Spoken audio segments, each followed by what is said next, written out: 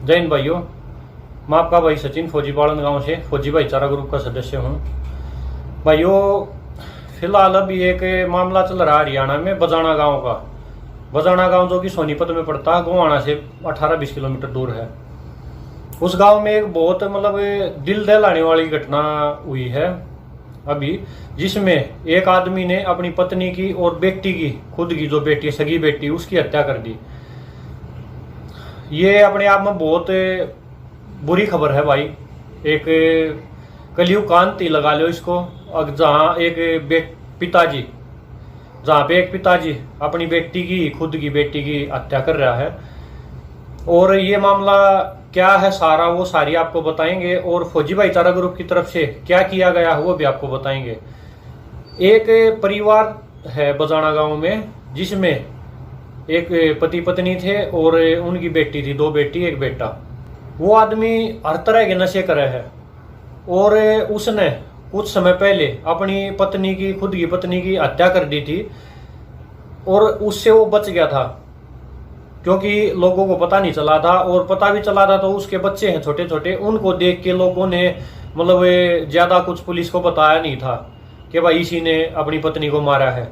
अपनी पत्नी को मार देता और बिल्कुल पागल लगा लो, मानसिक रोगी है, जो कि इतना घिनौना काम कर दिया और उसके बाद भी समाज में रह रहा आराम से अपने बच्चों के साथ। और दूसरी तरफ वो अपने बच्चों के साथ कैसा व्यवहार करता था, उनकी पिटाई करना, लठ सिर में मारना, जहां भी कोई देखता नहीं था कि कहाँ लग रहे हैं कहाँ नहीं, पूरे बुरी तरह मारता था उनको। फिर उनसे भीख मंगवाना, आसपास के घर हैं, गांव में जितने भी हैं ना, भेज देता था कि जाओ मांग के लाओ।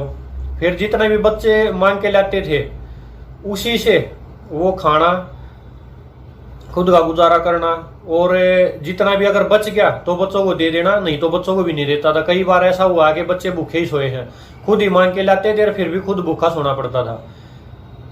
इसका यही काम था डेली का, अपने नशा करना, खाना पीना खाना, सोना, बच्चों की पिटाई करनी।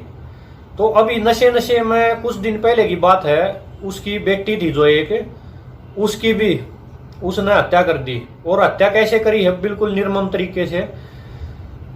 उसके पलाश लेकर उसके पेट की खाल उतारना, हाथों पे, इतने बुरे निशान है। जो लड़की अभी जिंदा है ना, जिसने सारी बातें बताई है मीडिया के आगे, पुलिस वालों के आगे, उसने अपने जख्म भी दिखाए हैं। उसकी उंगलियां हैं यहाँ, सारे हाथों की बिल्कुल ऐसे दबा रखी है तोड़ने के लिए। जो ये जॉइंट होते हैं ना, इनको तोड़ने के लिए दबा रखी, बुरी तरह जख्म दिखाई दे रहे हैं उस बच्ची के शरीर पे।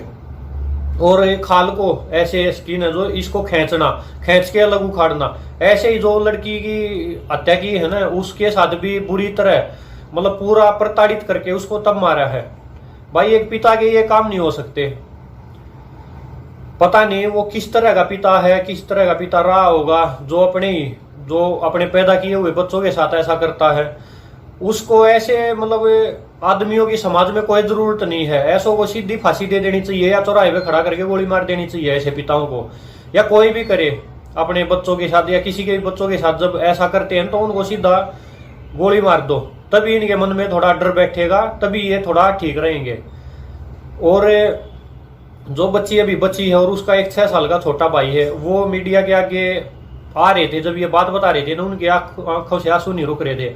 और जिसने भी ये वीडियो देखी होगी ना, जरूर एक बार रोया होगा। तो बहुत सारे वीडियो हमारे पास भेजी थी, कमेंट आए हुए थे उनकी वीडियो पे। जिन मीडिया वाले साथियों ने ये वीडियो बनाई थी ना, उन पे भी कमेंट आए हुए थे कि फौजी भाइयों मदद करो, फौजी भाईचारा वाले मदद करो। तो उसके लिए हमने जिस आदमी के पास, जो उनका चाचा लगता, दूसरे दादा के हैं वो, उनके पास रह रहे हैं ना, उनका नंबर कहीं से निकाल कर उनसे मैंने बात की थी कल।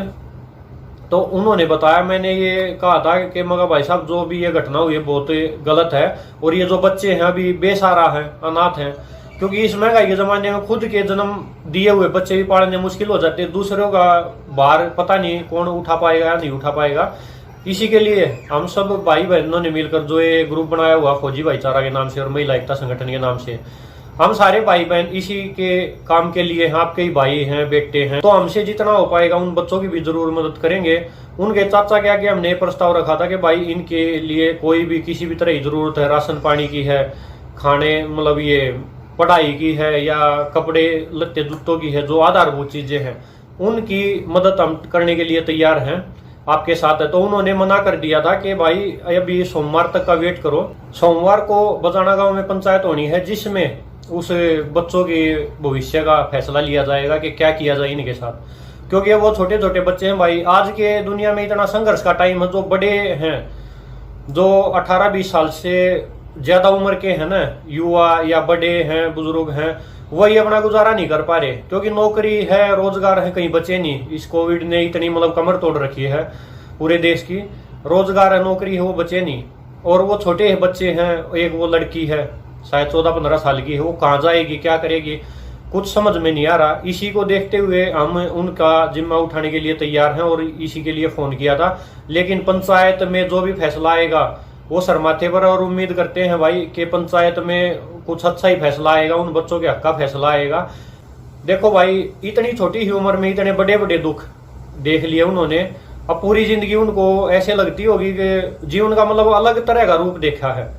पूरी जिंदगी बीत जाती है लोगों को, लेकिन इतने दुख किसी को ही शायद देखने पड़ते हो।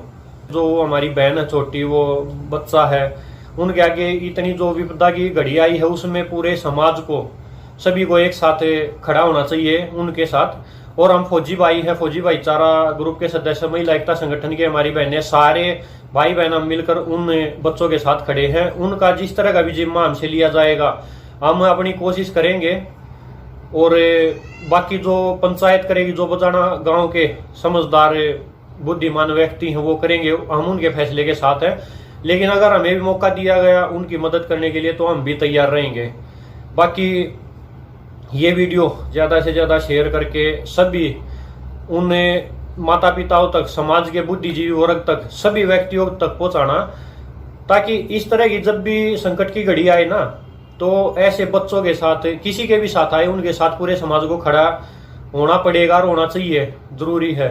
क्योंकि ऐसी स्थिति पता नहीं भाई किसके आगे आ जाए।